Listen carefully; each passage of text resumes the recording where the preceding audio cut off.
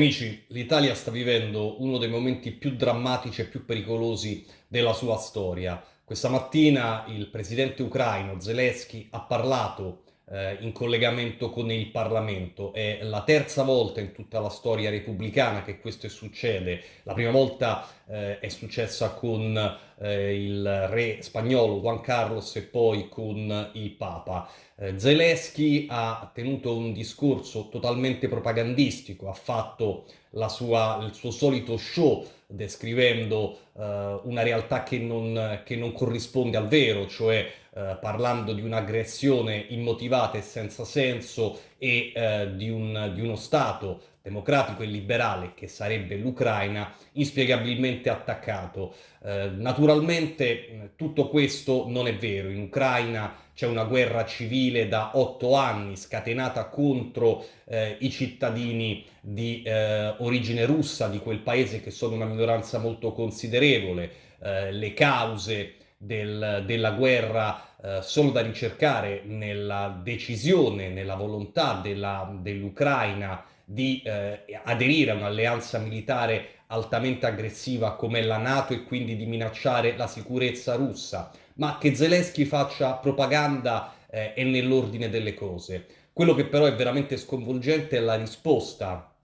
che il presidente del Consiglio abusivo che noi abbiamo, cioè Mario Draghi, ha dato alle sue parole. Innanzitutto Draghi si è appiattito completamente sulla narrazione semplicistica per un verso e totalmente falsa per un altro di un'Ucraina faro di democrazia che chiede libertà. Ricorda un po' la visione della Siria, dove i tagliagole dell'ISIS che combattevano contro Bashar al-Assad venivano descritti come i giovani della primavera democratica contro il tiranno. Ma al di là della assoluta mancanza di obiettività nella descrizione di quello che succede, dell'assoluta mancanza di complessità nell'analisi di una situazione che invece è complicatissima, la cosa davvero gravissima è che di fronte a un Parlamento completamente esautorato, che ormai è ridotto a pigiabottoni,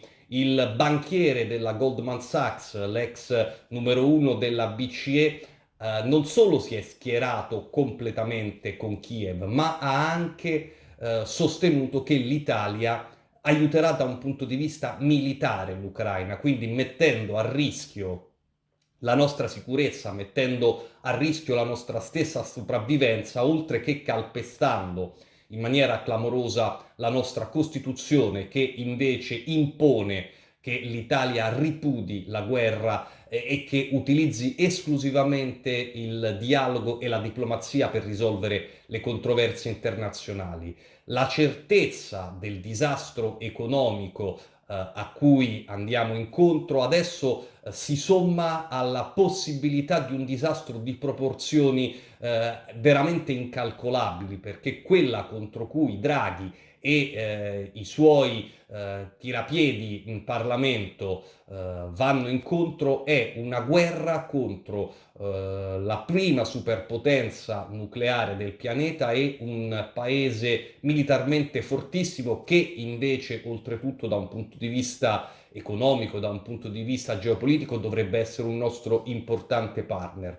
È indispensabile che l'opinione pubblica, che non corrisponde neanche lontanamente alla descrizione che i giornali ormai completamente embedded, per usare un termine anglosassone, cioè schierati militarmente con una parte, e la classe politica e la classe dirigente ci raccontano. Gli italiani vogliono la pace, gli italiani non chiedono una guerra contro la Russia. Dobbiamo fare qualche cosa, non possiamo rimanere a guardare. Qualcosa possiamo fare, è indispensabile che tutti i canali della libera comunicazione, tutte le voci della libera informazione, tutti i soggetti politici nuovi e non allineati, tutte le realtà della società civile, le associazioni si uniscano per iniziare una campagna contro questa minaccia davvero esistenziale per il nostro paese, anche perché nell'opinione pubblica io ritengo ci sono vastissimi strati che non hanno nessuna intenzione di andare in guerra contro la Russia. Tutti quanti dobbiamo cercare nel limite di quelli che sono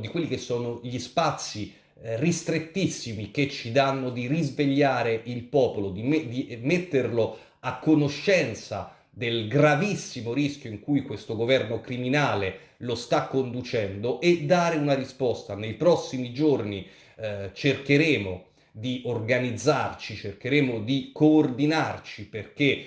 il momento è talmente grave che qualunque tipo di divisione sarebbe imperdonabile, ma soprattutto è necessario che tutti quanti voi, che tutti i cittadini italiani si facciano portavoce, si attivino direttamente per salvare il paese perché mai come oggi la nostra nazione, il nostro paese è a rischio di una catastrofe come non abbiamo mai visto prima.